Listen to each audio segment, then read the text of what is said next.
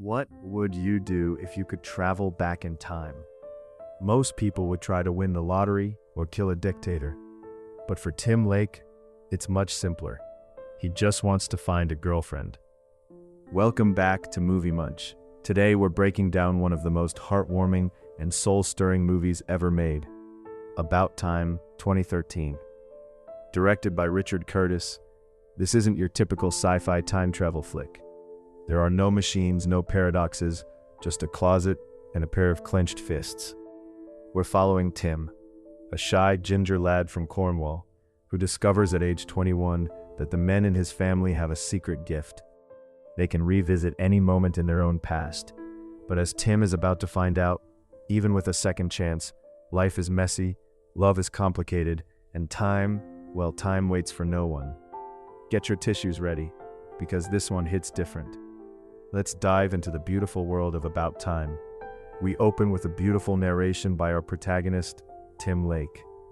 He introduces us to his somewhat eccentric but incredibly close-knit family living on the coast of Cornwall, England.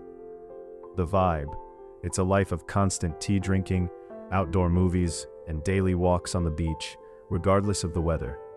We meet his father, a man who retired early to read books, his mother, the rock of the family, his uncle Desmond, who is always in a suit but a bit absent-minded, and his sister, Kit Kat, a free-spirited girl with a bright personality. The setup. Everything seems perfect except for Tim. He's 21, awkward, lanky, and hopelessly unlucky in love. He feels like he's just floating through life without a purpose. The real story starts the morning after a disappointing New Year's Eve party.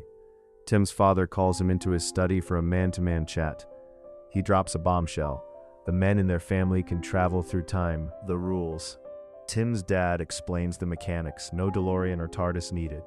You just go into a dark space like a closet, clench your fists, think of a specific moment in your own past, and boom, you're there. The limitations. His dad gives him a crucial warning. You can't travel into the future, and you can only go back to places and times where you actually existed. You can't go back and kill Hitler, but you can change your own life.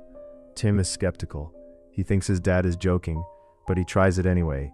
He steps into a dark wardrobe, shuts his eyes, and thinks about the failed New Year's Eve party from the night before. The do-over. Suddenly, he's back at the party. In the original timeline, when the clock struck midnight, he awkwardly shook a girl's hand instead of kissing her. This time, he knows what's coming, the realization. As Tim walks out of the closet and back into the present, he has a massive smile on his face. He realizes the power he holds. He doesn't want money or fame. He wants to use this gift to find the one thing he's missing, a girlfriend. Now that Tim knows his secret, he's ready to test it. Enter Charlotte, Margot Robbie, a friend of his sister Kit Kat who comes to stay for the summer. Tim is instantly smitten. She's beautiful, confident, and way out of his league. The strategy. Tim uses his time travel powers repeatedly to try and be the perfect guy for her. If he says something stupid, he resets. If he's too shy, he goes back and acts bold. The hard lesson. On her last night, Tim finally confesses his feelings. Charlotte says, "Maybe you should have asked me earlier." So Tim travels back to the middle of the summer and asks her then. Her response? "Maybe we should wait till the end of the summer." The realization. This is a pivotal moment for Tim. He realizes that even with all the time in the world, you cannot make someone love you if they don't. Time travel can fix mistakes, but it can't change a person's heart. Heartbroken but wiser, Tim moves to London to start his career as a lawyer. He stays with an old friend of his father's named Harry, a grumpy, stressed-out playwright who is about to premiere his new play. The city life. London is a far cry from the peaceful beaches of Cornwall. Tim is lonely and struggling to find his way in the big city. He spends his days in court and his nights in Harry's dark, moody apartment. This part of the movie beautifully captures that lost feeling every young person goes through when they first move away from home. This is arguably the most famous scene in the movie. Tim's friend Jay drags him to a restaurant called Dan's Le Noir, a place where you eat in total, pitch-black darkness. The meeting. In the dark, Tim starts talking to a woman named Mary, Rachel McAdams. Because they can't see each other, Their connection is purely based on conversation, humor, and personality. Tim is charming, and Mary is genuinely funny. When they finally leave the restaurant and see each other under the streetlights, it's magic. Tim is head over heels. He gets her phone number and it feels like he's finally found the one.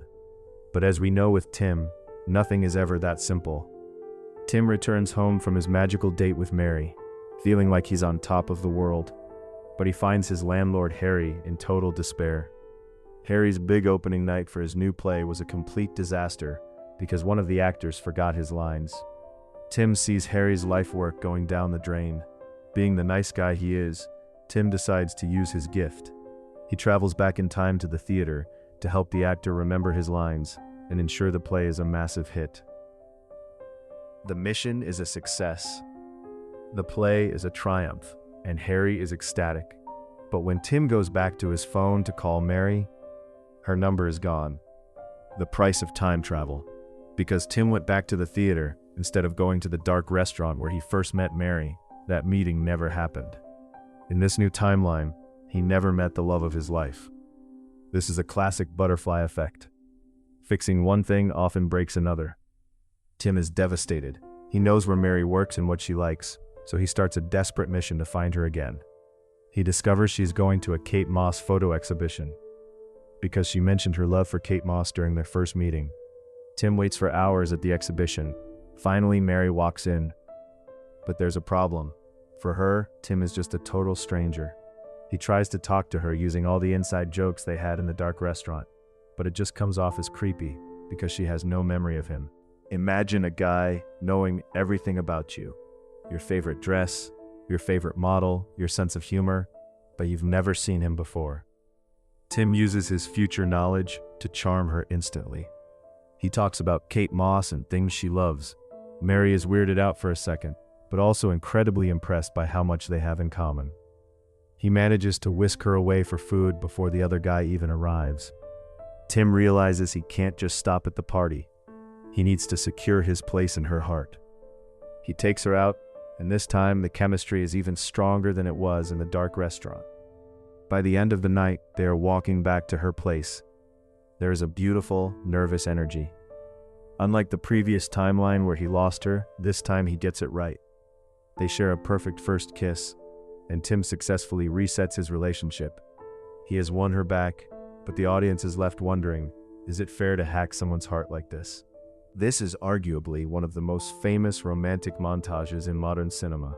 We see Tim and Mary's relationship progress through the seasons, all set in the London Underground subway. The camera stays in one spot at the subway station, while Tim and Mary walk through the same tunnel day after day. We see them in different clothes, sometimes laughing, sometimes tired after work, sometimes bringing groceries. The vibe, it perfectly captures the beauty of the mundane. It's not about grand gestures, it's about the simple joy of being with someone you love every single day. For the audience, this scene feels like a warm hug. Everything is going perfectly until Tim runs into Charlotte Margot Robbie again, the girl who broke his heart in Cornwall. This is a massive test for Tim. Charlotte is now even more stunning, and surprisingly, she's actually interested in Tim now. She invites him up to her apartment for tea. In his younger days, Tim would have given anything for this moment. Tim goes up to her room, but as she starts to flirt with him, he has a sudden realization. He looks at her and realizes that he doesn't want her anymore. He is head over heels in love with Mary. He literally runs out of the room, realizing that his perfect girl isn't the fantasy from his past, but the woman waiting for him at home. This realization leads Tim to a big decision. He rushes home, finds Mary sleeping, and decides he doesn't want to wait another second. He wakes her up in the middle of the night to propose. It's not a fancy dinner or a public spectacle. It's just Tim in their bedroom, being honest and vulnerable. Mary, half asleep and confused, says yes in the most adorable way possible. This scene is so grounded and real that it makes the audience fall in love with their love story even more. No time travel was needed for this moment. It was just pure, raw emotion.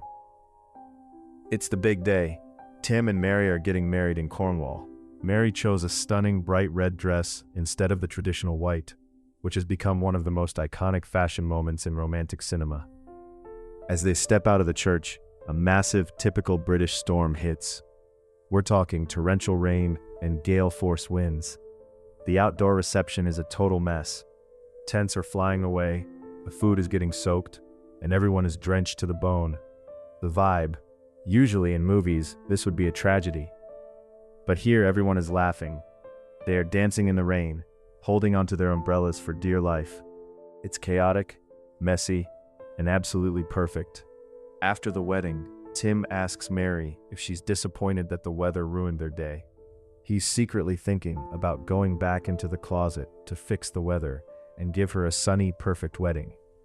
Mary looks at him, shivering but glowing with happiness, and says she wouldn't change a single thing. She loved the chaos. This is a huge step for Tim.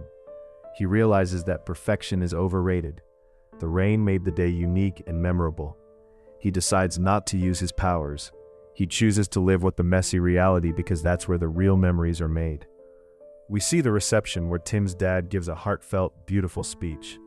There is a deep connection between Tim and his father that the audience starts to notice more and more. The movie then fast forwards slightly.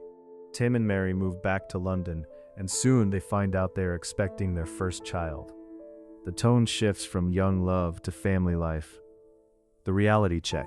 While everything looks great, Tim's sister Kit Kat is struggling in her own life with a bad relationship and drinking. This sets up the emotional stakes for the second half of the film. Tim and Mary welcome their first child, a beautiful daughter named Posy.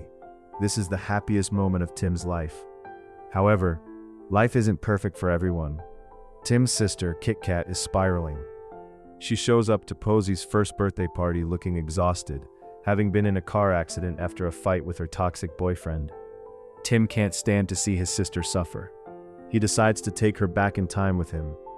He grabs her hands, they go into the closet, and he takes her back to the night she met that boyfriend, so she can avoid him entirely. The mission works. Kit Kat is happy and safe. But when Tim returns to the present, he walks into his house and finds a shock that chills him to the bone. Posy is gone. Instead of his daughter, there is a little boy he doesn't recognize. Tim rushes to his father to understand what happened. His dad explains a crucial new rule. You cannot travel back to a time before your child was born. If you change anything in the past, before the exact moment of conception, the DNA sequence changes, and you end up with a different child. The heartbreak. To save his sister, Tim had to effectively delete his own daughter. He realizes he has to undo the change. He has to go back and let Kit Kat have that accident so he can have Posy back. Tim returns to the original timeline. He watches his sister suffer, knowing he can't magic her problems away. Instead of using time travel, he decides to help her the human way, through support, love, and rehab. This is where the movie grows up. It stops being a romantic comedy and starts being a deep meditation on life. Tim learns that some things shouldn't be fixed with a reset button. Sometimes you just have to hold someone's hand through the pain. Life seems to be getting back on track. Kit Kat is recovering, and Tim and Mary are expecting their second child. But then, Tim gets a phone call that changes everything. His father has been diagnosed with terminal cancer. Tim rushes to Cornwall. He finds his father surprisingly calm. His dad reveals that he has known about the cancer for a while, and he has been using time travel to stretch his life, going back to read more books and spend more time with his family. But even time travel has its limits.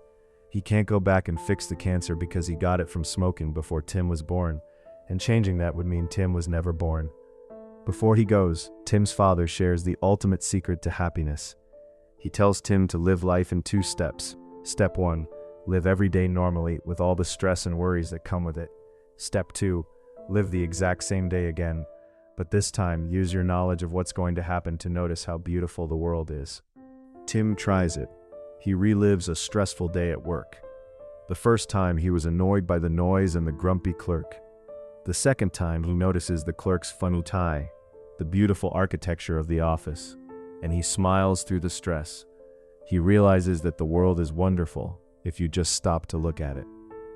The inevitable happens. Tim's father passes away.